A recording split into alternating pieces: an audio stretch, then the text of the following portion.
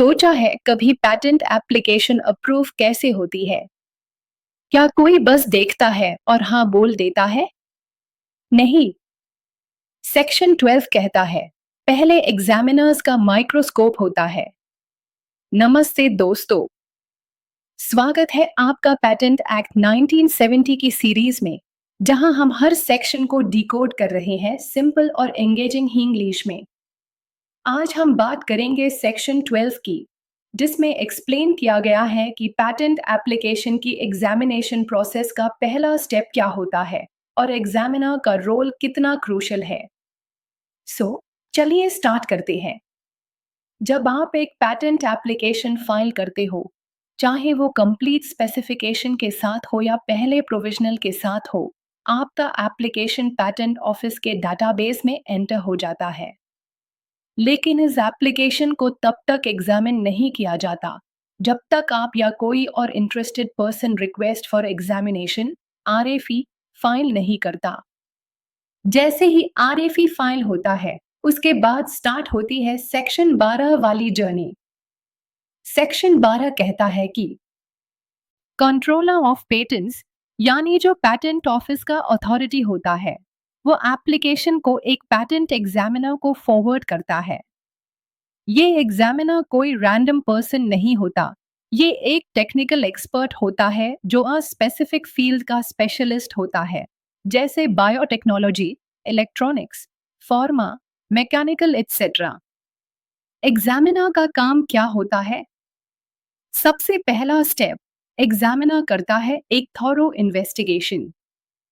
वो चेक करता है क्या इन्वेंशन पैटेंटेबल सब्जेक्ट मैटर है, क्या इन्वेंशन न्यू है, क्या पहले कभी किसी और ने उससे पब्लिश या पैटेंट तो नहीं कर लिया, क्या इन्वेंशन इन्वेंटिव स्टेप फुलफिल करता है, क्या इन्वेंशन इंडस्ट्रियली एप्लीकेबल है, क्या एप्लीकेशन प्रॉपर फॉर्मेट में फाइल हुई है, क्या क्लेम्स क्लियर, कंसाइज और लीगली वैलिड है। Examiner world wide databases search करता है, previous patents, journals, scientific articles, public disclosures, सब कुछ। इस प्रोसेस को कहते हैं प्रायर आर्ट सर्च। और इसी के बेस पे एग्जामिनर डिसाइड करता है कि इन्वेंशन ओरिजिनल है या नहीं। अब अगर एग्जामिनर को लगता है कि कोई ऑब्जेक्शन है, जैसे नॉवेल्टी मिसिंग है, या क्लेम्स वेग है, या एप्लीकेशन में क्लैरिटी नहीं है, तो वो एक रिपोर्ट बनाता है जिसे कहते हैं फर्स्ट एग्जामिनेशन रिपोर्ट या एफईआर। ये रिपोर्ट कंट्रोलर को भेज दी जाती है। फिर कंट्रोलर एप्लीकेंट को नोटिफाई करता है कि आपको ये ऑब्जेक्शंस एड्रेस करने होंगे एक स्पेसिफिक टाइम पीरियड के अंदर, जो कि यूजुअली 6 मंथ्स होता है। अगर एप्लीकेंट टाइमली रिस्पॉन्स देता है, ऑब्जेक्शंस को रिजॉल्व करता है और कंट्रोलर सेटिस्फाई हो जाता है, तो पैटेंट एप्लीकेशन को अप्रूवल मिल सकता है।